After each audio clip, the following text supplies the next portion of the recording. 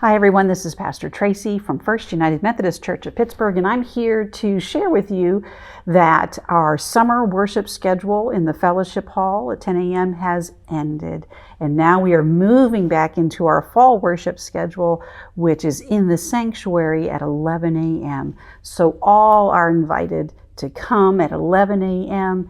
and gather and worship and then have some fellowship time afterwards.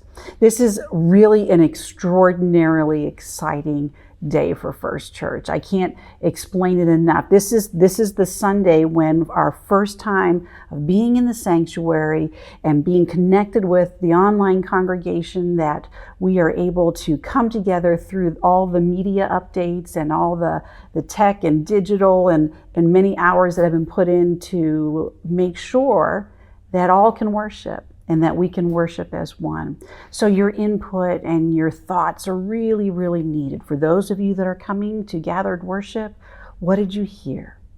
What did you see? How did you feel about this new equipment? And what are your thoughts? And for those of you who are able to worship online with us, get involved in that chat room if you can. And if you can't, then make sure you let someone know. What did you hear?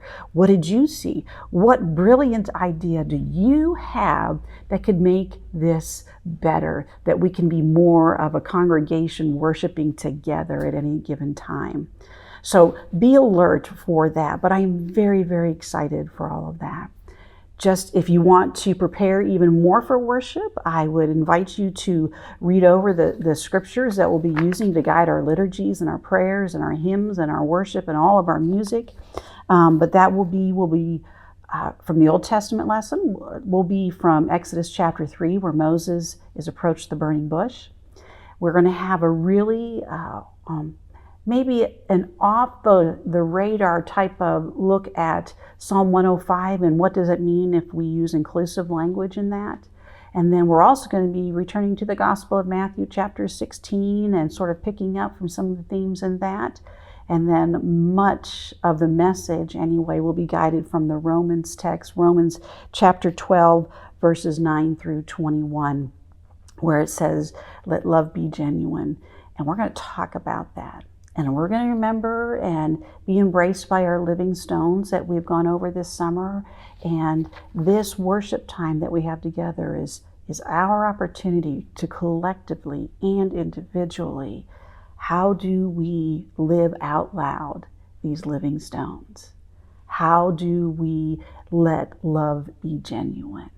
How do we live the lives that we want? Lots of things are happening too. Back to school bonfire on September 10th from 6 to 8 p.m. Church picnic September 17th, right after worship, right after we receive our new members. And then we also have in November, mark your calendars for November 19th, the Trans Awareness Day, that we get to learn and come together and have our hearts and our minds opened by the sharing of stories and of the wonderful gift of laughter. So much is happening. But you are invited to come to worship Sunday, September 3rd, 11 a.m. as we gather in the sanctuary and as we gather online. Hope to hear you then. Hope to see you then.